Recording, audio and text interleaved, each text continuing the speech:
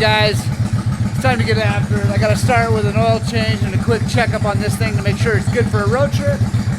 Then I'm going to be building a YZ85 motor crank up, so it's going to be awesome. Angriest man is over there putting the top end in a 50, so this should be an awesome day. Let's get on with the daily Shlog.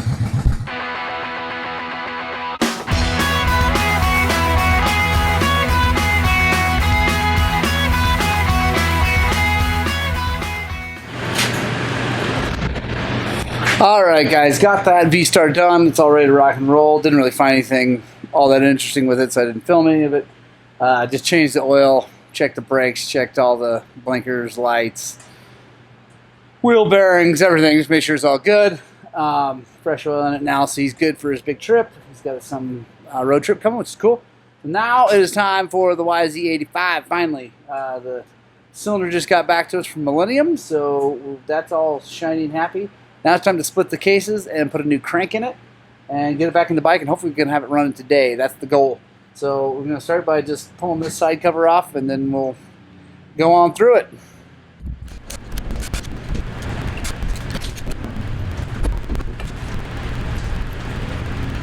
So one of the cool things about working on little bike motors is that everything fits in the ultrasonic cleaner. So I'm just going to dunk each one of these things into the cleaner as we go and get it all nice and super shiny.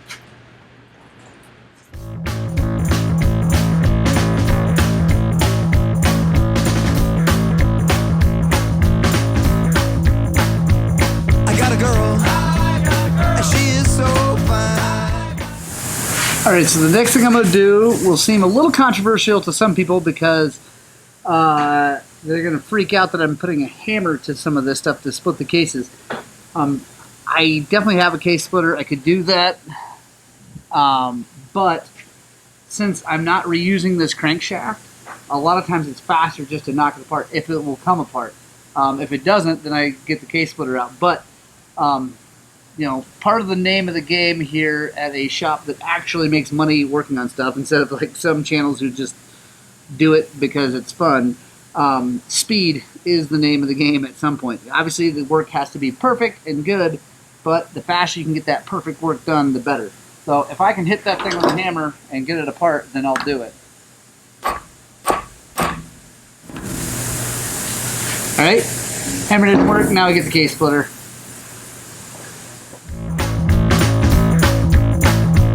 I got a girl. Alright, so one of the keys to using a case splitter correctly is getting it lined up, you know, level with everything. So you just want to get that all lined up. Obviously make sure there's plenty of threads of the bolts into the case, otherwise you'll strip it out. Get it pretty close. It doesn't have to be perfect, but as long as it's close.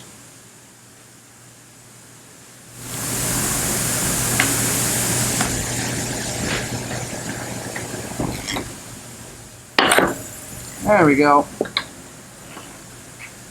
And as you're splitting the cases, you probably want to every now and then give the transmission a little bit of a tap to kind of keep it equal.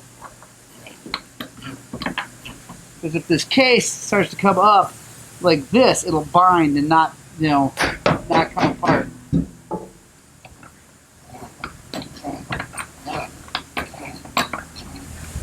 So here's an interesting one, guys.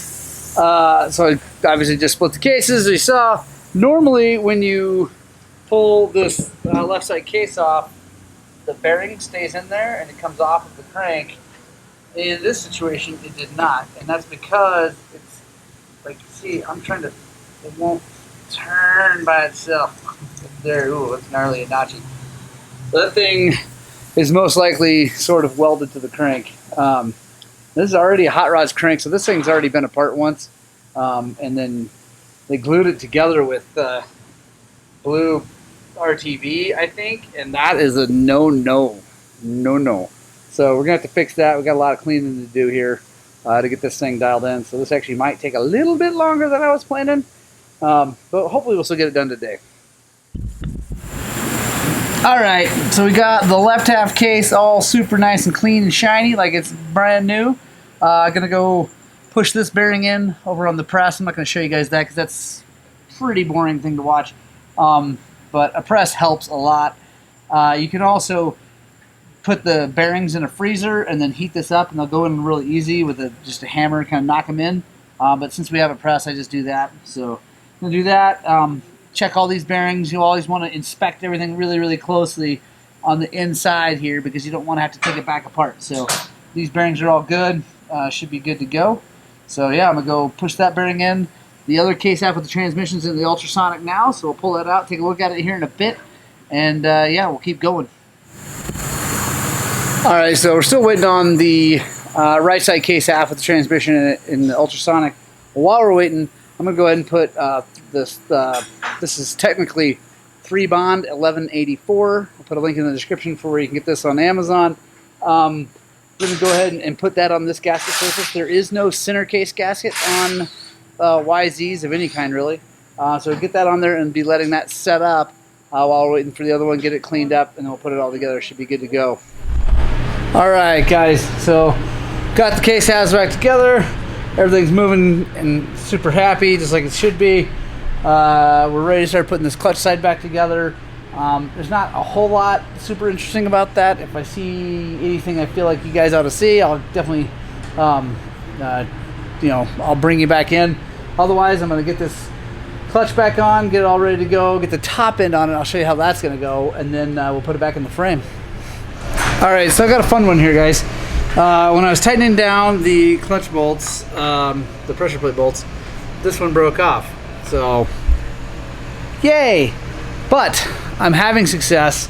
So it's awfully small and jagged to try to put a drill bit. I have a really tiny, sharp drill bit, but that was having no luck to put a hole in it. So what I did was I took one of my punches, I ground it down nice and super sharp, and I've been driving it down in to make a flat spot, and then turning it, and it's working. So it's gotten dull. We're gonna go grind it down sharp again. Oh yeah! So I just said that all I do is win the Zach Shades, and he said I ain't played him. It's on. I have a relatively large hammer. Old age and treachery.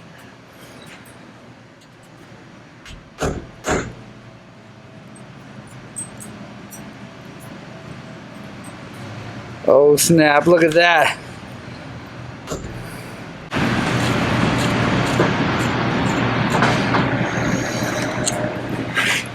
There's not a much greater feeling than that, getting a broken bolt out of something that you thought for sure you were not going to get out. So, yes!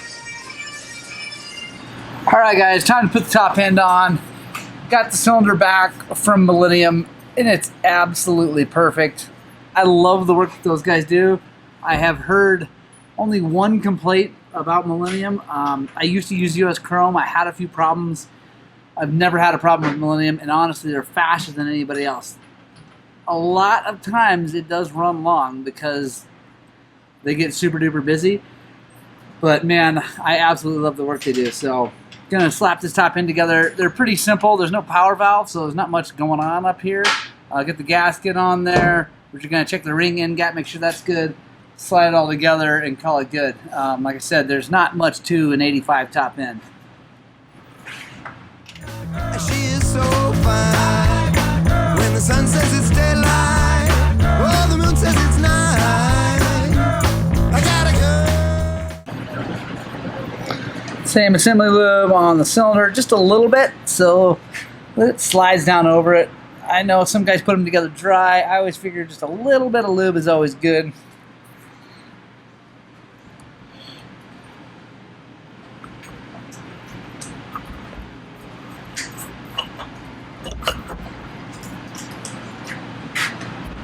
Today, have we talked about the Danny Hart's winning run from 2011 and the commentating in the rain and the guy screaming? I don't know if we talked about it. My hands down favorite piece of commentating that's ever happened. Look at the whip! Just screaming, freaking out. stay on your bike, Daddy. He doesn't know.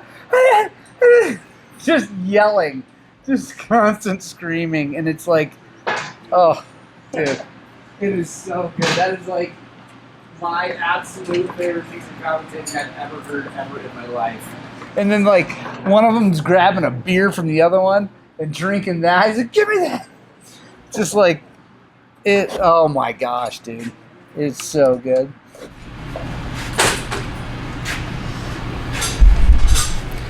Sweet.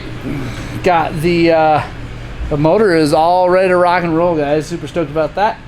Now I just got to get the frame over here, put this thing in it, get the stator on and stuff like that. So yeah, gonna go get the frame right now.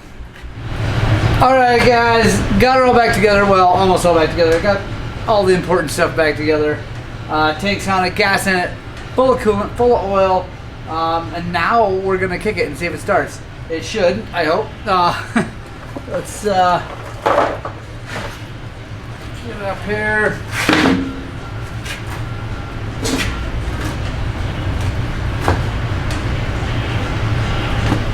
Choke on. Roll through it easy a couple times.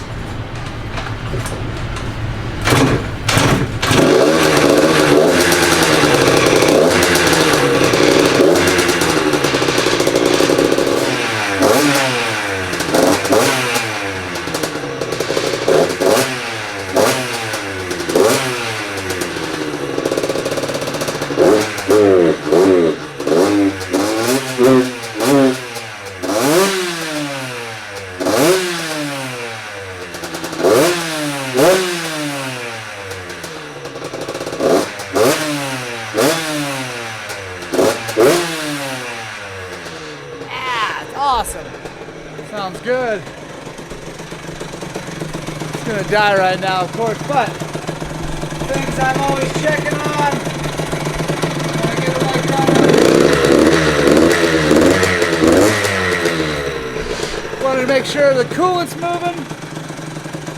And it is, that's awesome. Seems idle pretty good. Still breaking in too, so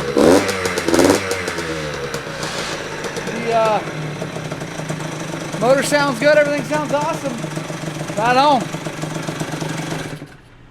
That's the end of the day, guys. As you can see, Zach's already pushed everything in because I've been busy trying to get this done. It's late. I promised these guys this bike would be done today, so I get some heat cycles on it tomorrow and they can pick it up tomorrow night. So I had to stay. Whoa. I had to stay a little bit late, but that's okay. We got her done. It sounds awesome. Kid's gonna be stoked. That makes me happy. As always, guys, I have to ask, if you haven't yet, I would love it if you considered subscribing to the channel. It helps us a ton. And also click that little notification bell so you know when we do new videos. And most importantly, the thing that matters the most is I want you to get out, spread the gospel of two wheels, and I hope desperately that what we're doing here at Highland Cycles is inspiring you to work on and ride your dirt bikes!